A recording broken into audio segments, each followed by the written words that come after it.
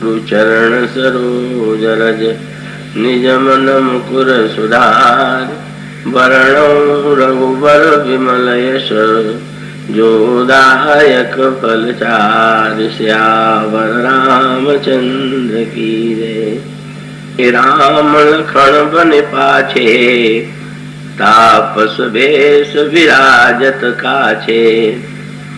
उभय बीच सिय सोहति कैसे ब्रह्म जीव बिच माया जैसे। बहुरी कहूँ छवि जस मन बसई जनु मधु मदन मध्य रति लसई। उपमा बहुरी कहूँ जिय जोही जनु बुध विदु बिच रोहिणी सोही। प्रभु पद रेख बीच बिच सीता धरती चरण मग चलति सभीता। सिय राम पद अंक बराये लखन चलहि मग दाहिन लाए। राम लखन सिय प्रीति सुहाई बचन अगोचर किमि कहि जाई। खग मृग मदन देखि छवि होही लिए चोरी चित राम बटोही। जिन जिन देखे पथिक प्रिय सिय समेत दो भाई। भव मग अगम आनंद ते बिनु श्रम रहे सिराय। की बहती अनुकंपा से संगीत कला मंदिर और संगीत कला मंदिर ट्रस्ट की ओर से आयोजित यह ज्ञान सत्र 31वें वर्ष में पुनः प्रारंभ होने जा रहा है। ये भगवान की मंगलमयी अनुकंपा है और आप सब लोगों की श्रद्धा भावना और प्रीति है। विशेष रूप से बिरला दंपति सौजन्यमयी सरला जी और श्री बसंत कुमार जी की हार्दिक श्रद्धा भावना इसके पीछे निहित है। तो भगवान के चरणों में नमन करते हुए आप सब लोगों का स्वागत करते हुए मैं आपका ध्यान वन पथ में चलते हुए इन 3 यात्रियों की ओर आकृष्ट करूंगा जिनका बड़ा ही मार्मिक चित्र, भावनात्मक चित्र गोस्वामी जी ने उन पंक्तियों में प्रस्तुत किया है जो पंक्तियां अभी आपके सामने पढ़ी गई। हम जनक नंदिनी सीता और श्री लक्ष्मण वन पथ पर चल रहे हैं। वे जिस पद्धति से चल रहे हैं उनका चित्र प्रस्तुत करते हुए गोस्वामी जी ने ये कहा कि आगे श्री राम हैं, पीछे लक्ष्मण हैं और बीच में जनक नंदिनी सीता हैं। ऐसा लगता है कि जैसे ब्रह्म और जीव के बीच में माया चल रही, माया सुशोभित हो रही। और इसके पश्चात उन्होंने कई उपमाओं का प्रयोग किया और कई उपमाओं का प्रयोग करने के पश्चात ये तीनों यात्री किस तरह चल रहे हैं इसका भी एक चित्र हम सब लोगों के सामने प्रस्तुत किया। भगवान श्री राघवेंद्र आगे हैं पर उनकी दृष्टि लौट लौट कर पीछे की ओर जाती है। जनक नंदिनी सीता और श्री लक्ष्मण को देखते हुए वे आगे की ओर चल रहे हैं। जनक नंदिनी सीता की दृष्टि प्रतिक्षण भगवान श्री राम के चरण चिन्हों की ओर है। भगवान श्री राम के जो चरण चिन्ह पथ में चलते हुए अंकित हो गए हैं वे उन चरण चिन्हों को बचाती हुई ऐसा लगता है कि जैसे एक पे एक एक पग उठाने में वे कुछ डर रही हों, और उनके भय का मूल कारण यही है कि वे चिंतित हैं कि कहीं ऐसा न हो कि उनके चरणों के द्वारा भगवान श्री राम की चरण रेखाएं मिट जाएं। इस तरह से उनकी दृष्टि प्रतिक्षण प्रभु के चरण चिन्हों की ओर है। श्री लक्ष्मण उन दोनों के पीछे हैं और श्री लक्ष्मण की दृष्टि जो है उन दोनों के ही चरण चिन्हों की ओर है, क्योंकि उन्हें तो दोनों के ही चरण चिन्हों की रक्षा करनी है। इस तरह से ये तीनों यात्री वन पथ में चलते हुए दिखाई दे रहे हैं। इन पथिकों की दिव्य छवि देख करके मनुष्यों की तो कथा क्या, पशु पक्षी भी मुग्ध हो जाते हैं। सभी इस सौंदर्य को देख करके भाव विवल हैं। इस तरह का एक मधुर चित्र गोस्वामी जी ने प्रस्तुत किया कि इस झांकी का जो स्वरूप अभी आपके समक्ष प्रस्तुत किया गया, इसका तात्पर्य क्या है? इस झांकी के वर्णन का उद्देश्य क्या है? उस उद्देश्य को गोस्वामी जी ने अंतिम पंक्तियों में प्रस्तुत कर दिया। ये बटोही राम का चित्र है, यात्री राम का चित्र है, और बटोही राम यात्री राम वन पथ में चल रहे। गोस्वामी जी ये संकेत सूत्र देते हैं, ये वन क्या है और वन पथ में जो चलने वाले तीनों यात्री हैं वे कौन हैं, और इन तीनों के चलने की कला क्या है। गोस्वामी जी वन की तुलना विभिन्न प्रसंगों में अलग अलग वृत्तियों से करते हैं। गोस्वामी जी ने विनय पत्रिका में और यहाँ पर भी इस प्रसंग में भी गोस्वामी जी ने ये कहा कि जिन जिन लोगों ने वन पथ में चलते हुए इन यात्रियों का दर्शन किया, उन्होंने इस संसार पथ को बड़ी सरलता से पार कर लिया। और यही महत्वपूर्ण सूत्र जो है इस झांकी के रहस्य को हृदयंगम करने का है। इसका अभिप्राय ये है, गोस्वामी जी विनय पत्रिका में जैसा सूत्र देते हैं, ये संसार के जितने हम सब व्यक्ति हैं वे सब के सब बटोही हैं, यात्री। और अनादिकाल से हम लोग जीवन पथ पर चल रहे हैं, यात्रा कर रहे हैं।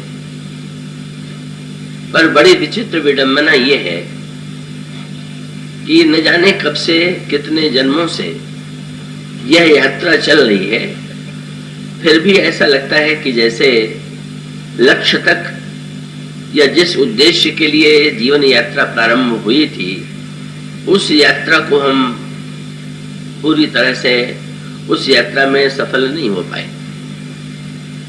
हम लोगों के चलने में, संसार वन में यात्रा करते हुए हम लोगों के चलने में कौन सी त्रुटि है, मानो उस त्रुटि को मिटा करके हमें संसार पथ में कैसे चलना चाहिए, कई इस सत्य का साक्षात्कार कराने के लिए ही भगवान श्री राम की इस मनोरम झांकी का प्रस्तुतिकरण गोस्वामी जी ने किया। आप रामायण के पूर्व प्रसंगों पर दृष्टि डालें और वो प्रसंग बड़े सांकेतिक हैं। मुझे विश्वास है कि आप पूरी एकाग्रता और तन्मयता से उसे सुनेंगे। रामचरितमानस के प्रारंभ में, बालकांड में, दो व्यक्तियों ने वन की यात्रा की और दोनों ही महान धर्मात्मा थे और वो दोनों महापुरुष थे, महाराज मनु और महाराज प्रताप भानु। ये दो पात्र हैं जिनका चरित्र बड़ा ही उदात्त था, बड़ा ही मंगलकारी था। लेकिन बड़ी विचित्र विडंबना आगे चल करके सामने आती है। महाराज श्री मनु ने जब वन में यात्रा की तो वन में यात्रा करने के परिणाम स्वरूप वे दशरथ बने। महाराज मनु ही दशरथ के रूप में जन्म लेते हैं। और प्रताप भानु ने भी वन में ही यात्रा की और वन की यात्रा के ही परिणाम स्वरूप वो दशमुख बन गया। बस कितना विलक्षण सूत्र है।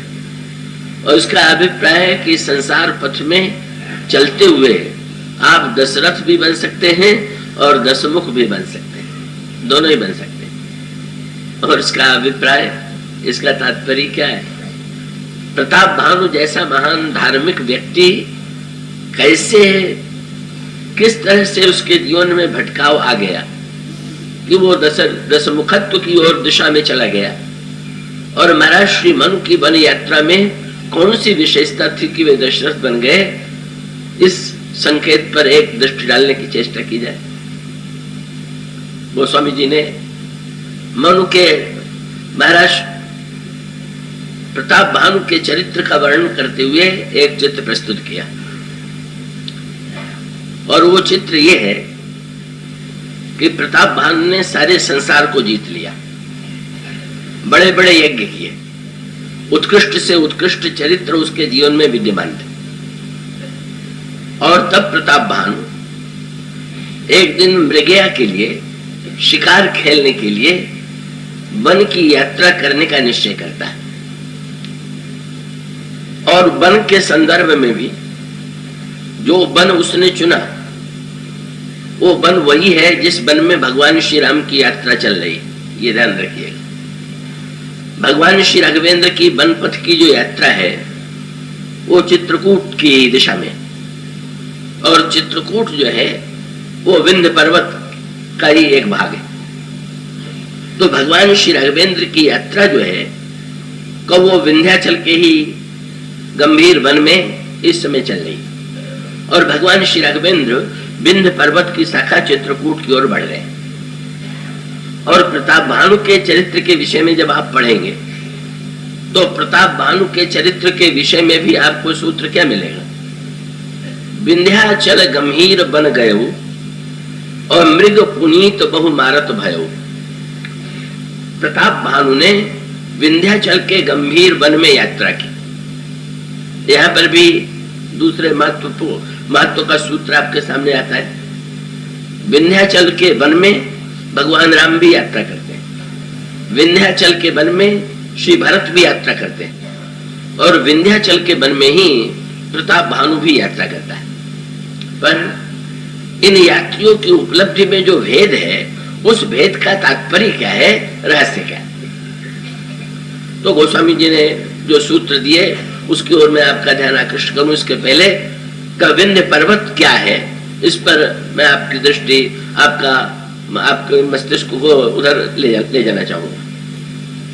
विंध्याचल पर्वत का इतिहास जो है वो बड़ा अद्भुत है। पुराणों में विंध्याचल की जो कथा आई हुई है वो बड़ी ही सांकेतिक है। पुराणों में कथा आती है विंध्याचल पर्वत बड़ा ही महत्वाकांक्षी था, और जब विंध्याचल पर्वत को ये ज्ञात हुआ कि सूर्य जो है वो सुमेरु पर्वत की परिक्रमा करते हैं, तो विंध्याचल ने सूर्य के सामने ये प्रस्ताव रखा कि जैसे सूर्य की परिक्रमा आप नित्य करते हैं उसी प्रकार से आपको चाहिए कि आप मेरी भी परिक्रमा करें। सूर्य ने अस्वीकार कर दिया। सूर्य ने कहा कि मैं तो जो सृष्टि के नियम है उनकी बाध्यताओं से बंधा हुआ हूं, और ऐसी स्थिति में मैं सुमेरु की पर्वत की परिक्रमा विधि विधान के अनुकूल करता हूं, पर मैं तुम्हारी परिक्रमा करने में सक्षम नहीं हूं, यह मेरे लिए संभव नहीं। और तब विंध्याचल ने ये कहा कि यदि आप मेरे चारों ओर परिक्रमा नहीं करेंगे तो मैं इतना ऊपर उठूंगा कि मैं अपने चोटी के द्वारा प्रकाश को नीचे आने से रोक दूंगा। आपने विंध्याचल को पहचाना, और ये विंध्याचल जो है इस संसार के वन में जो विंध्याचल है इसको पहचान लीजिए। इसके दो सूत्र है। क्या? महत्वाकांक्षा जो है वही विंध्याचल पर्वत, संसार में रहते हुए व्यक्ति महत्वाकांक्षा की दिशा में बढ़ रहा, और कभी कभी हमारी महत्वाकांक्षा इतनी बढ़ जाती है कि जब हम ये चाहते हैं कि सारी प्रभा मंडल जो है वो मेरे आसपास ही चक्कर काटती रहे। आजकल तो इस कला का बड़ा ही उपयोग किया जाता है। हम ये चाहते हैं कि किसी प्रकार से हमारे चारों दिशा में ही जो प्रकाश है का वो प्रकाश मेरे ही चारों ओर रहना चाहिए, और संसार में मेरा प्रकाश चारों ओर, ये सुनने की व्यग्रता। देखिए, सूर्य परिक्रमा करे या न करे, इससे विंध्याचल के लिए क्या अंतर पड़ने वाला है? सूर्य अगर किसी की परिक्रमा न करे तो भी प्रकाश दे रहा है, और विंध्याचल के चारों ओर अगर सूर्य परिक्रमा करे तो भी प्रकाश देगा। पर इसमें मूल महत्वाकांक्षा का, अभिमान भरी महत्वाकांक्षा का सूत्र यही है कि ना अन्य लोगों के समान यदि मैं भी दिखाई दिया तो फिर मेरी विशेषता क्या है? मेरी विशेषता तो तभी है कि जब सारा प्रकाश जो है वो मेरे चारों ओर चक्कर काटे।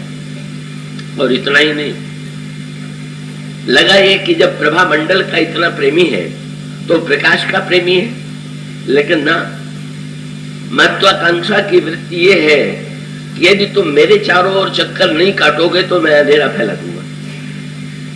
ये वृत्ति जो है केवल प्रताप भानु के ही अंतःकरण में नहीं थी, हम में, आप में, अगर हम अपने अंतःकरण की महत्वाकांक्षाओं पर दृष्टि डालें तो यही वृत्ति तो दिखाई देती है।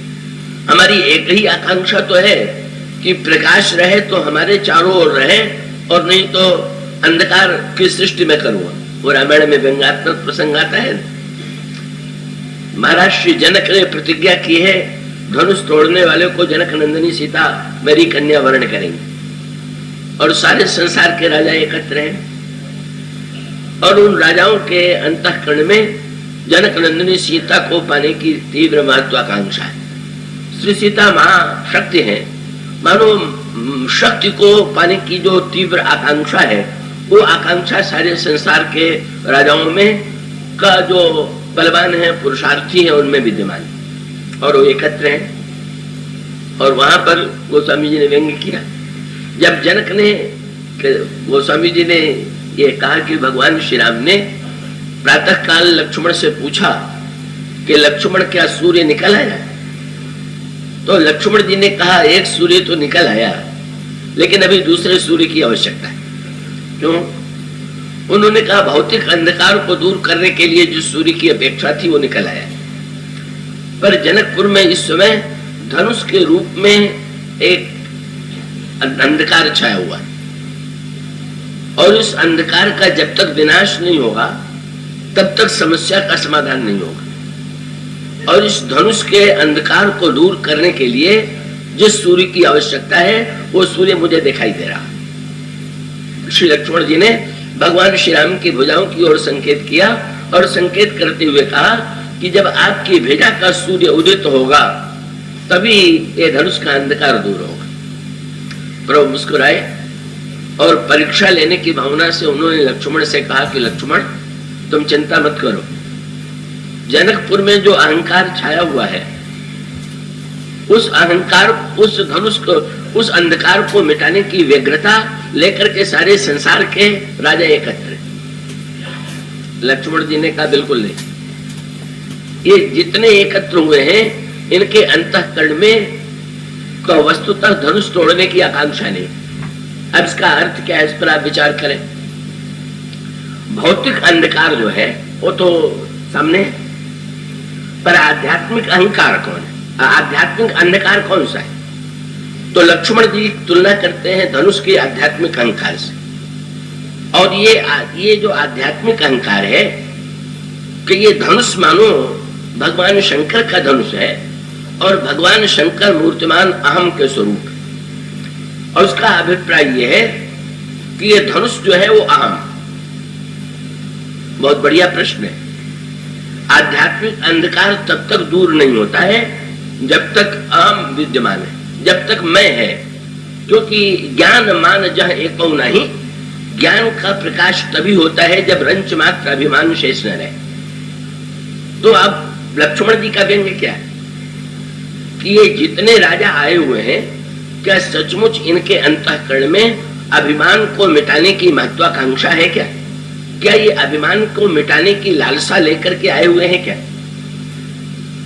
और उसको दूसरी दृष्टि से देखें तो इसका अभिप्राय कि राजा अपने अहंकार की पूर्ति के लिए आए हुए हैं कि अहंकार को मिटाने के लिए आए हुए हैं? संसार में अहंकार टूट जाए यह आकांक्षा तो विरले ही व्यक्तियों के जीवन में। यदि अहंकार भी टूटे तो दूसरे का अहंकार टूटे, पर मेरा अहंकार न टूटने पावे, यही तो पग पग पर व्यक्ति की मनोवृत्ति परिलक्षित होती। लक्ष्मण जी ने व्यंग करते हुए कहा कि महाराज ये राजा जो है ये केवल, लक्ष्मण जी ने जो वाक्य कहा उन्होंने कहा रवि रवि निज उदय व्याज रघुराया, प्रभु प्रताप सब नृपन दिखाया, तब भुजबल महिमा उद्घाटी, प्रगति धन विघटन परिपाटी, और नृप सब नखत करह उजियारी, और ताज ने सकहीं चाप तम भारी।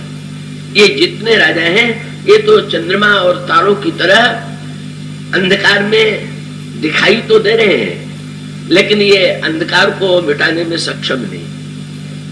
तो सक्षम नहीं है तो बहिरंग दृष्टि से उत्तर तो ये है कि भाई चंद्रमा और तारों में वो क्षमता नहीं है कि अंधकार को मिटा सके।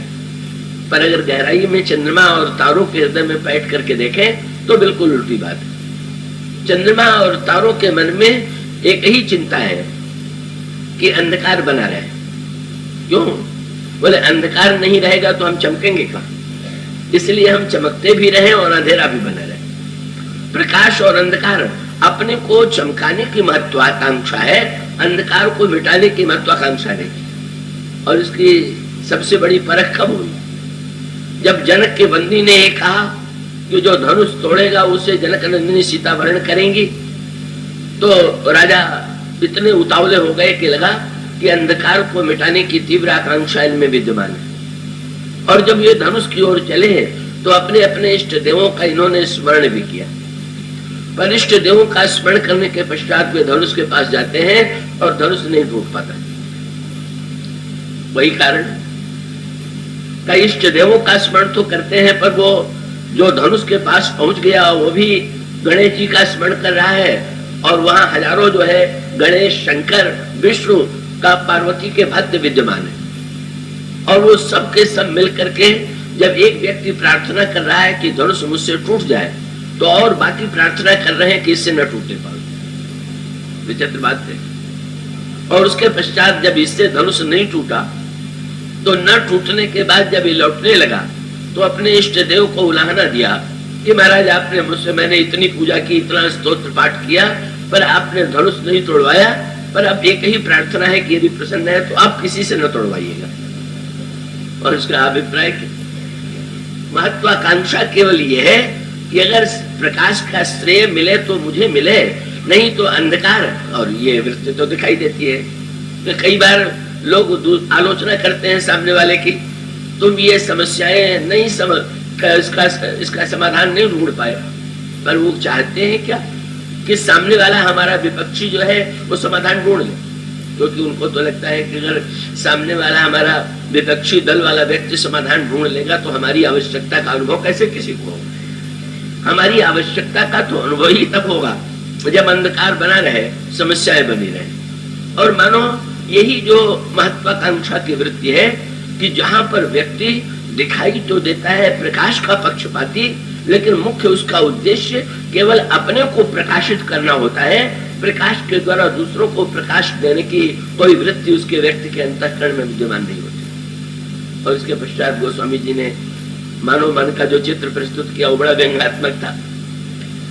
जब धनुष श्री राम से टूट गया तो राजाओं को बड़ी निराशा हुई और वो युद्ध करने के लिए भी प्रस्तुत हो गए कि नहीं, हम धनुष टूटने से भी नहीं स्वीकार करेंगे, अब हमें परास्त करना होगा। और उसके उसी समय जब वे श्री राम से युद्ध करने के लिए प्रस्तुत हो रहे थे कि परशुराम जी का आगमन हुआ। और परशुराम जी ने जब ये प्रश्न किया, कहू जड़ जनक धनुष के ही तोड़ा, अरे मूर्ख जनक, धनुष किसने तोड़ा?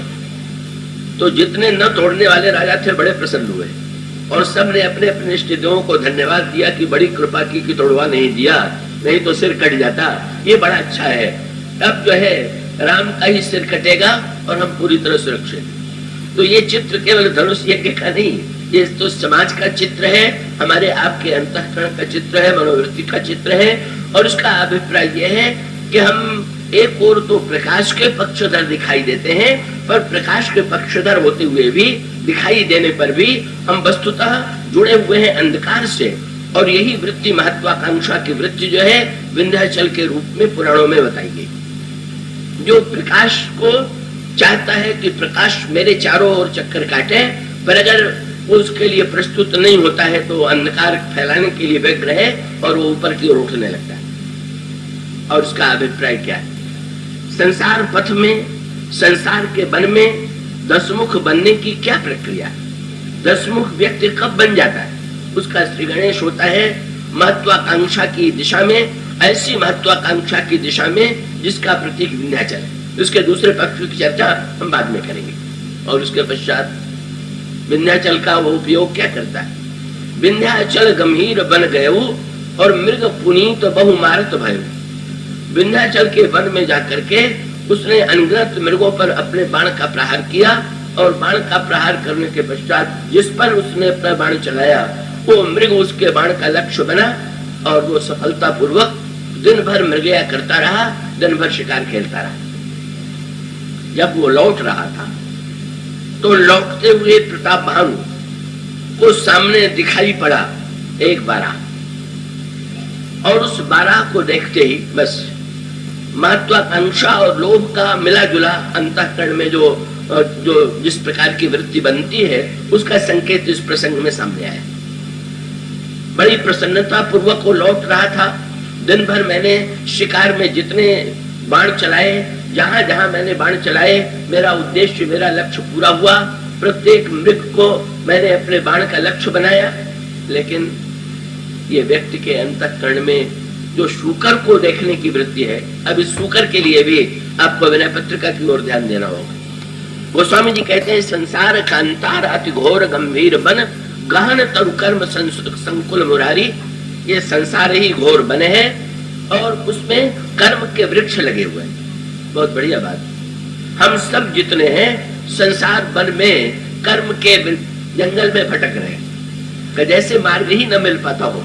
सड़कों में, नगर में तो सड़कें बनी हुई और सड़कों पर चल करके आप जहां जाना चाहते हैं पहुंच जाते हैं, पर जब हम वन में जाते हैं और चारों ओर सघन वन दिखाई देता है तो ये निर्णय करना कठिन हो जाता है कि इसमें सही दिशा कौन। और इसी प्रकार से संसार के वन में मानो कर्म का एक भीषण जंगल लगा हुआ है, और कर्म के भीषण जंगल में व्यक्ति बेचारा चारों ओर चक्कर काट रहा है और वो सही दिशा ढूंढ नहीं पा रहा है, हम किधर चले, कैसे चले। और कहीं अगर शूकर मिल गया तो शूकर तो मिले हुआ, और वो शूकर कौन है?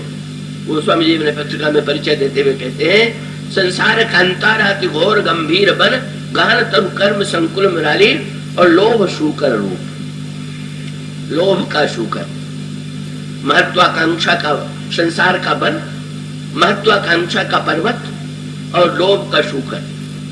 उस लोभ के शूकर को देखते ही प्रताप भानु के अंतःकरण में महत्वाकांक्षा और लोभ की मिली जुली मनोवृत्ति का उदय हुआ। अरे इतना बड़ा शूकर तो दिन भर हमें नहीं मिला था, क्यों न इस पर भी बाण का प्रहार करके, क्यों न हम इस पर भी अधिकार कर ले। परिणाम क्या हुआ? उसने धनुष पर रख करके बाण चलाया, पर जीवन में पहला अनुभव प्रताप भानु को ये हुआ कि जब उसका बाण निष्फल चला गया और वो शूकर को नहीं चल पाया। ये सब हम सब का ही चित्र है। और इसका अभिप्राय यह है कि एक व्यक्ति जीवन में जब बार बार सफलता प्राप्त करता है तो सफलता प्राप्त करने के पश्चात ऐसा लगने लगता है कि ये व्यक्ति तो कभी विफल होगा ही नहीं, ये तो सर्वदा सफल ही होगा।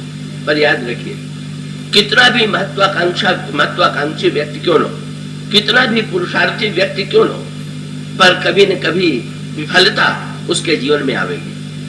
उस विफलता के आने के बाद हमारी परीक्षा है। अगर आप गीता पर दृष्टि डालें तो गीता में भगवान कृष्ण अर्जुन को उपदेश दे रहे हैं, और दूसरी ओर संजय ये कहते हैं कि यत्र योगेश्वरो कृष्ण है यत्र पार्थो धनुर्धर, जिधर श्री कृष्ण है जिधर अर्जुन है तो वहां पर तो निश्चित रूप से विजय ही विजय।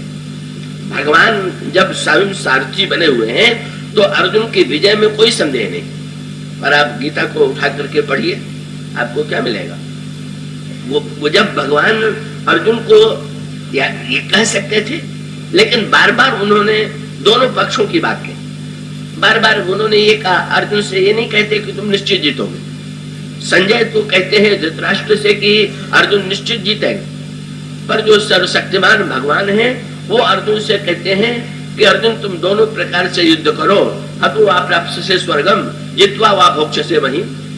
यदि तुम मारे जाओगे तो तुम स्वर्ग प्राप्त करोगे, और यदि तुम जीवित रहोगे तो तुम इस संसार के सुखों का भोग करोगे। यह भगवान अर्जुन को उपदेश देते हुए कहते हैं लाभा लाभो जया जय। अर्जुन केवल लाभ में ही नहीं, हानि में, सुख में और दुख में, जय और पराजय में तुम सम बनो। भगवान ने ये उपदेश क्यों दिया। भगवान मानो ये सूत्र अर्जुन को देना चाहते थे कि अगर तुम केवल विजय को मेरा प्रसाद मानो, अगर केवल तुम सफलता को ही मेरा प्रसाद मानो और विफलता और पराजय में तुम मुझे न देख पाओ तो तुम्हारी दृष्टि अधूरी। जब तक संसार में सफलता मिलती है हम सफलता प्राप्त करें, और जब विफलता मिले तो हमारी कसौटी यह है कि उस समय विफलता के अवसर पर अगर हमारी दृष्टि भगवान की ओर मुड़ जाए, बस मूल सूत्र यही कि हम संसार में कितना भी प्रयत्न क्यों न करें, पर अगर लोभ का अतिरेक ही है तो लोभ के अतिरेक में पानी की पराकाष्ठा है, और पाने की यदि पराकाष्ठा है तो उसकी पूर्ति तो एकमात्र पूर्ण भगवान की प्राप्ति में ही होगी। और व्यक्ति अगर ये अनुभव करके निष्फलता के समय, दुख के समय भगवान को पाने के लिए व्यग्र हो जाए तो मानो उसकी निष्फलता, उसका असफल हो जाना उसके लिए वरदान बन गया। लेकिन गोस्वामी जी ने कहा ऐसा बहुधा हो नहीं पाता, और अच्छे से अच्छे व्यक्तियों के जीवन में भी नहीं हो पाता। इसलिए गोस्वामी जी ने कहा करी छल सुअर शरीर बचावा। वो शूकर बड़ा मायावी था, इसलिए चुनाव कितना बढ़िया किया गया। लोभ शूकर है और वो शूकर भी असली नहीं। ये नहीं कि वो असली शूकर था। कालकेतु नाम का जो राक्षस था वही शूकर के रूप में आया था। तो लोभ की बहुत बढ़िया बात है क्या कि लोभ को हम जैसा समझ करके चाहते हैं वो भीतर से वैसा होता नहीं। जब हम किसी वस्तु को चाहते हैं तो हमारे मन में उसके लिए, उसको लेकर के एक कल्पित चित्र होता है, और वो बड़ा मनोरम होता है, बड़ा आकर्षक होता है। लेकिन उस कल्पित और मनोरम चित्र की आड़ में कहीं कालकेतु छिपा हुआ है, कहीं राक्षसत्व छिपा हुआ है। इसकी ओर हमारी दृष्टि नहीं होती। इसकी ओर दृष्टि नहीं थी, और इसकी ओर दृष्टि न होने का परिणाम क्या हुआ। वो तो शूकर बड़ा चतुर था और वो उसने उस बाण को व्यर्थ कर दिया, और तब गीता का क्रम सामने आ गया। प्रताप भानु के मन में गोस्वामी जी ने लिखा ऋष बस भूप चले संग लागा। प्रताप भानु को क्रोध आ गया के अंतःकरण में ये समत्व की वृत्ति आ जाती कि चलो इतने मृग मिल गए, अगर एक नहीं मिला तो क्या हुआ, यही तो जीवन का सच्चा चित्र है। ऐसा नहीं हुआ, उसको क्रोध आ गया।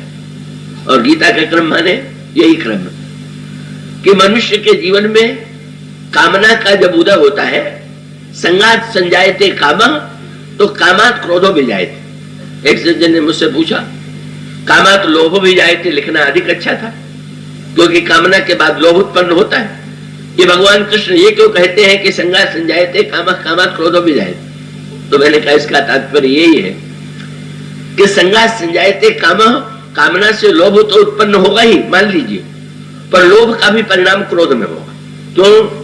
क्योंकि हम कितने भी सफल क्यों न हो, कभी न कभी हमारे लोभ की पूर्ति में बाधा पड़ेगी, और जब बाधा पड़ेगी तो हमें क्रोध आए बिना नहीं रहेगा। इसलिए भगवान कृष्ण ने सीधे कह दिया कि कामात लोभ भी जायते नहीं, कामात क्रोधो भी जाए। काम से क्रोध का उदय होता है। तो प्रताप भानु के अंतःकरण में वही हुआ। मृग को पाने की कामना उत्पन्न हुई, लोभ बढ़ा। लोभ बढ़ने के पश्चात जब शूकर ने अपने को बचा लिया तो उसे क्रोध आ गया।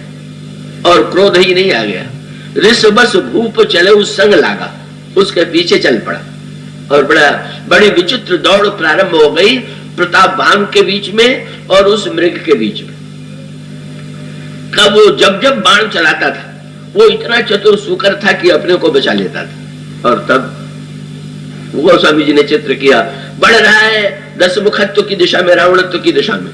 क्या अभी तक मंत्री और सेनापति साथ में थे, अब गोस्वामी जी ने दूसरा शब्द, दूसरी मनोवृत्ति लिखी। क्या बोले, अति अकेल मग विपुल कलेसु तदपि न मृग मग तजई नरेसु। गोस्वामी जी ने शब्द कितना सुंदर चुना। बोले किस मार्ग पर जा रहा है, तदपि न मृग मग, मृग के रास्ते पर। बहुत विचित्र विडंबना हो गई। क्या मनुष्य पशु को अपनी इच्छा के अनुकूल ले चले तो मनुष्य का विवेक, और पशु के पीछे अगर मनुष्य भागने लगे तो इससे बढ़कर के तो मनुष्य के मानवता का कोई अनादर हो ही नहीं सकता। इसका अभिप्राय यह है, लोभ व्यक्ति के पीछे चले तो उस लोभ की सार्थकता है, और लोभ के पीछे अगर व्यक्ति भागे तो मानो वो लोभ अनर्थकारी है। गोस्वामी जी कहते हैं ये मार्ग जो है ये मृगमंग है, जिस मार्ग पर चल रहा है वो लोभ का मार्ग है, और उस लोभ के मार्ग की विचित्रता क्या है, अति अकेल। गोस्वामी जी ने शब्द दो बड़े महत्व के कहे। एक तो उन्होंने ये कहा कि राजा अति अकेला हो गया, इसका एक अभिप्राय तो ये हुआ कि मंत्री और सेनापति जो थे वो छूट गए, पर दूसरी दृष्टि से देखें तो इसका अभिप्राय यह है कि संसार के वन में जब हम सफल होते हैं तो हमारे पीछे पीछे न जाने कितने व्यक्ति लगे हुए होते हैं, पर जब कभी हमारे जीवन में असफलता आती है, विफलता आती है, तो साथ में लगे हुए व्यक्ति जो है वो छोड़ देने में संकोच का अनुभव नहीं करते। प्रताप भानु के जीवन में ये स्थिति आई, पर गोस्वामी जी ने चतुराई से एक शब्द और बढ़ा दिया। क्या लोग अगर साथ छोड़ दें तो ये वरदान है कि अपमान? लोग साथ दें तो बहुत अच्छा है, पर अगर न दे तो ये आप कैसे कह सकते हैं कि लोग साथ ही देंगे? गोस्वामी जी ने सूत्र दिया। क्या अगर लोग साथ छोड़ दें तो अकेले भले हो जाइए, पर अति अकेले मत होइए। बस गोस्वामी जी ने एक बड़े महत्व का सूत्र दिया। अति अकेल और अकेल का अर्थ क्या हुआ? अकेल माने एक और अति अकेल माने एक। तो ये गोस्वामी जी जो अति शब्द बढ़ा देते हैं इसकी तो कोई आवश्यकता नहीं, तो उनको यही लिखना चाहिए कि प्रताप भानु अकेला हो गया। पर गोस्वामी जी का अभिप्राय यह था कि ना, बाहर से अकेले हो जाने के बाद भी अगर हमें ये ध्यान बना रहे कि भगवान तो निरंतर मेरे साथ है, प्रभु तो कभी संसार वालों ने भले ही साथ छोड़ दिया हो पर प्रभु साथ नहीं छोड़ेंगे, तो व्यक्ति अकेला भले ही हो गया पर अति अकेला नहीं हुआ। पर अगर बाहर वालों ने साथ छोड़ दिया और भगवान भी भूल गए कि भगवान भी मेरे साथ हैं, तो बोले अति अकेले। लोभ के मार्ग में महत्वाकांक्षा का बन, लोभ का शूकर, क्रोध भरा हुआ प्रताप भानु, और वो क्रोध भरा हुआ प्रताप भानु जो है संगी साथियों से बिछुड़ जाता है और भगवान की याद भी उसको भूल गई। और भगवान की याद भूल जाने के पश्चात किसी ने कहा अब भी एक अवसर था, लौट आता, भाई बहुत दूर चला आया अब लौट चले। पर न, ये मार्ग ही ऐसा है संसार में इस पथ पर चलने वालों का कि तदपि न मृगम मगर तजई नरेश। चाहे जितना कष्ट मिले पर सब उसी ओर भागे चले जा रहे हैं, चाहे जितना असफलता का अनुभव हो, पर लौटने की बात किसी के मन में नहीं आती। और तब क्रमशः आगे बढ़ते गए, अचानक कहां पहुंच गए? उसी संसार वन में यहां पर एक कपट मुनि बैठा हुआ था, और वो कपट मुनि कुटिया में रह रहा था प्रताप भानु। ये कपट मुनि कौन है? ये दंभ है। इसका अभिप्राय यह है कि कभी कभी हम पूजा भी करने लग जाते हैं, अगर हम किसी को मार्गदर्शक के रूप में महत्व देते हैं तो मार्गदर्शन के लिए सबसे महत्व की बात यह है कि सही मार्गदर्शक का चुनाव होना चाहिए। पर महत्वाकांक्षी और वन में भटका हुआ व्यक्ति कपट मुनियों से मिल जाता है, और कपट मुनि एक बड़ा बहुत ही कपट मुनि और उसका संबंध बड़ा अनोखा।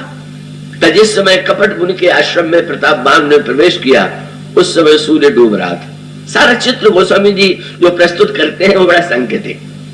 वो स्वामी जी कहते हैं सूर्य डूब रहा था, बस संकेत दिए। धीरे धीरे सूर्य अंधकार की दिशा में बढ़ रहा, डूबने की दिशा में बढ़ रहा। और इस राजा का नाम क्या है?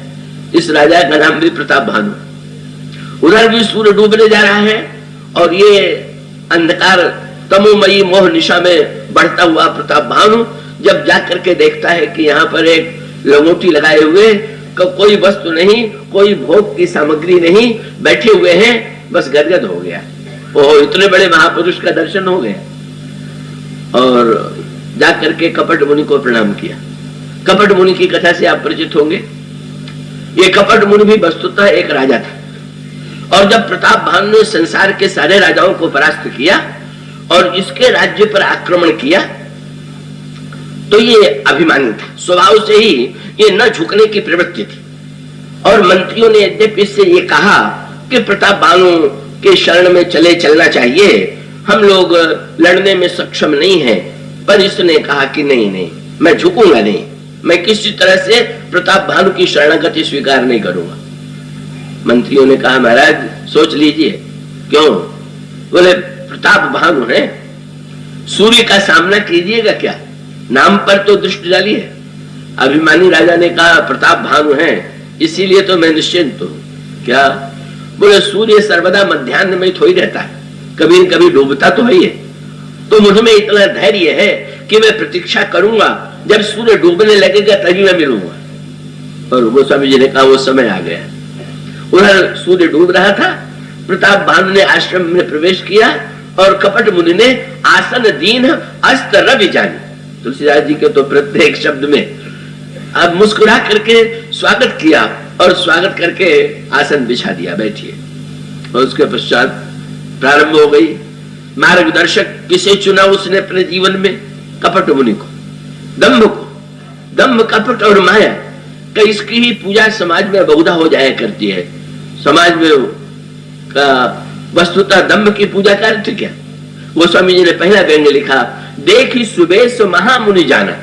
जो देखा लंगोटी लगाए हुए बैठे हुए हैं, बोले ओहो इतने बड़े त्यागी हैं कि शरीर पर वस्त्र भी नहीं। गोस्वामी जी ने कहा तुलसी देख सुबेश भूल ही मूढ़ न चतुर नर सुंदर के की पेखो बचन सुधा सम असन है। याद रखिएगा, साधु बनना बड़ा सरल है और साधु होना सबसे कठिन है। उसका अभिप्राय यह है, साधु का अर्थ अगर वस्त्र है, साधु का अर्थ अगर वेश है, तो बाजार में कोई भी आप रंगीन कपड़ा खरीद ले आइए और उसको पहन लीजिए, लोग प्रणाम करेंगे, ये तो महात्मा जी है। पर ये तो वस्त्र के द्वारा जो साधुत्व है वो तो वचन वेशते जो बने सो बिगड़े परिणाम। तुलसीदास जी ने यही कहा, बोले वचन वेशते जो बने सो बिगड़े परिणाम।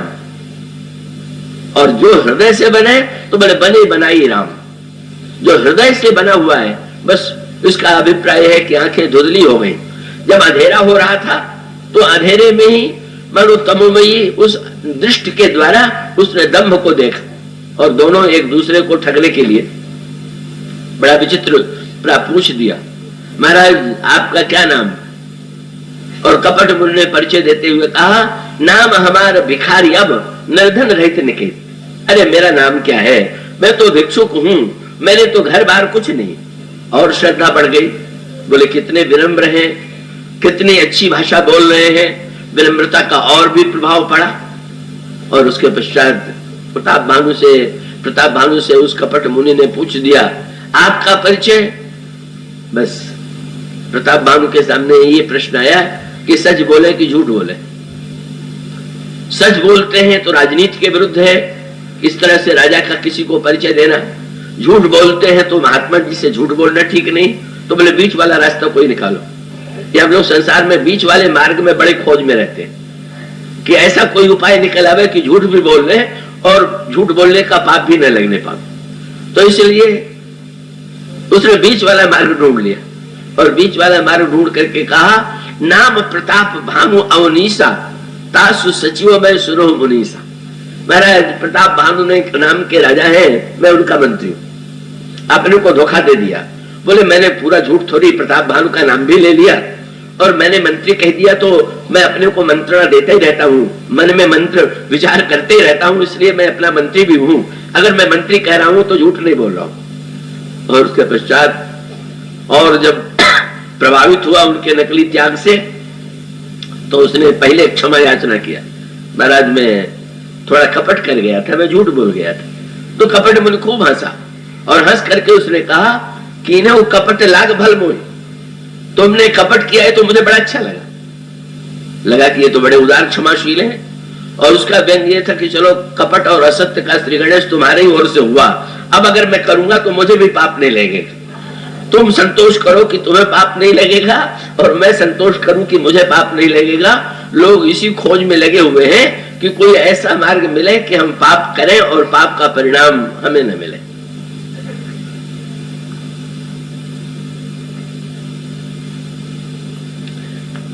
धीरे धीरे श्रद्धा बढ़ती गई और उसका अभिप्राय है कि श्रद्धा विश्वास बड़ी उत्कृष्ट वस्तु है, पर मार्गदर्शक चुनने में, श्रद्धा विश्वास करने में हमारी दृष्टि अगर सजग नहीं है तो हम संसार वन में कहीं न कहीं दम्भ के द्वारा ठगे जाएंगे और अधिकांश व्यक्ति ठगे जाते हैं। कपट मुनि ने अंत में प्रभावित कर लिया, गदगद होकर के वर्ण कर लिया और वर्ण करने के पश्चात फिर पूछ दिया कि अगर आपके मन में कोई इच्छा हो तो मैं पूरी कर दूं।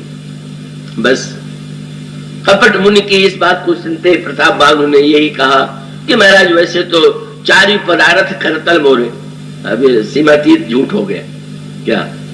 कह लगे वैसे तो आपकी कृपा से 4 फल मेरे जीवन में प्राप्त है, अर्थ धर्म काम मोक्ष, ये 4 फल है। और ये कहा कि 4 फल प्राप्त है, तो 4 फल पाने के बाद कोई 5वां फल और निकल आया है क्या? अगर 5वां फल भी है तो ये अगर कह देते कि मैं भगवान की भक्ति चाहता हूं तो भी लगता, पर कहने लगे कि आप जैसा महात्मा जब मुझसे कह रहा है मांगने के लिए तो मैं न मांगू तो ये आपका असम्मान होगा, इसलिए अब मैं आपकी प्रसन्नता के लिए कुछ मांग ले रहा हूं। और तब मांग लिया। और मांगा क्या? जो मांग की सूची पेश की तो फिर गोस्वामी जी ने यही व्यंग किया। गोस्वामी जी ने कहा कि भाई जिसके पास मैं रोटी जाकर के मांगता हूं वो बदले में मुझसे अमृत मांगता है, मैं कहां जाऊं? जिसको देखे वो अमृत की मांग करता है। तो कपट मुनि से मांग किया, बोले जरा मरण दुख रहित तन समर जितय जन को और एक छत्र रिपुहीन मही राज कलप सतो। मैं बूढ़ा न हूं, मैं कभी मरू नहीं, संसार में मुझे कोई हरा न सके और 100 कल्प तक मेरा राज्य। यही है, यही वृत्ति है। इसका अभिप्राय है कि यही महत्वाकांक्षा, लोभ। और रावण का अभिप्राय क्या हुआ? रावण मूर्तिमान मोह है और उसका अभिप्राय कि अगर उसने सत्संग ठीक ठीक किया होता और सच्चे अर्थों में विचार करके देखता तो उसे ये ज्ञात होता कि सारे शास्त्रों में कहा गया है कि शरीर तो नासमान है, वो तो मिथ्या है, एक न एक दिन वृद्धावस्था भी आवेगी, एक दिन मृत्यु भी आवेगी, तो ये बात उसको ज्ञात हो जाती। किंतु यही मोह है कि चाह करके भी अब तक कोई अमर नहीं हुआ पर मैं तो अमर हो ही जाऊं। और परिणाम हुआ कि कपट मुनि ने इतना बड़ा जाल फैलाया और उसने ये कहा कि महाराज अब मैं क्या करूं? तो कपट मुनि ने बहुत बढ़िया बात कही। क्या?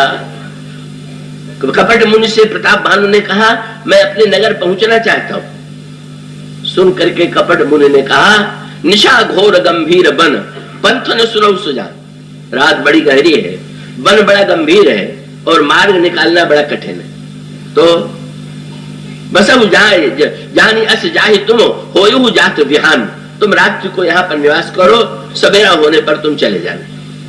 कपट मुनि ने प्रताप भानु ने कहा महाराज मेरे यहाँ परिवार के लोग तो बड़ी चिंता करेंगे। तो फिर बोले अच्छा तब मेरा चमत्कार देखो। क्या? मैं तुम्हें सोए सोए घर पहुंचा दूंगा। बस ये तो खोज थी ही। और इस दम्भ की खोज में, कपट की खोज में ऐसा कोई मिले कि हमें चलना न पड़े और हम बिना चले पहुंच जाए, करना कुछ न पड़े, कोई साधन भजन न करना पड़े और हम अपने लक्ष्य को प्राप्त कर लेंगे। इसका परिणाम हुआ कि वो चले बेचारे उस चमत्कार के चक्कर में और अंत में दशमुख बन करके लौटे। मानो जीवन का एक पक्ष ये है कि संसार के पथ में अगर हम प्रताप भानु के समान चल रहे हैं तो हम चाहे जितने बुद्धिमान धर्मात्मा क्यों न हो, हम दशमुखत्व की दिशा में चले जाएंगे। और यदि हम वन संसार वन में प्रताप भानु के स्थान पर महाराज मनु की तरह चल रहे हैं तो दशरथ बन जाएंगे। और संसार वन में चलने के लिए कैसे चले कि ये विंध्याचल पर्वत जो है वो भी धन्य हो जाए, महत्वाकांक्षा भी धन्य हो जाए, महत्वाकांक्षा के वन में भटकाव भी ना आवे। मानो भगवान श्री राम ने स्वयं चित्रकूट में वन पथ पर चलते हुए हम लोगों को यह सिखाया कि इस संसार के वन में चलने के लिए किस पद्धति से चलिए, कैसे चलिए, किन किन सावधानियों की अपेक्षा है। और अंत में आश्वासन दिया गया कि जो व्यक्ति वन पथ में चलते हुए इन तीनों का साक्षात्कार कर लेगा वो संसार पथ को बड़ी ही सरलता से पार कर लेगा। मानो ये भगवान राम की वन यात्रा हम पथिकों को, संसार वन में चलने वाले व्यक्तियों को चलना सिखाने के लिए है। उस यात्रा में हम लोग कल से चलेंगे। आज इतना ही।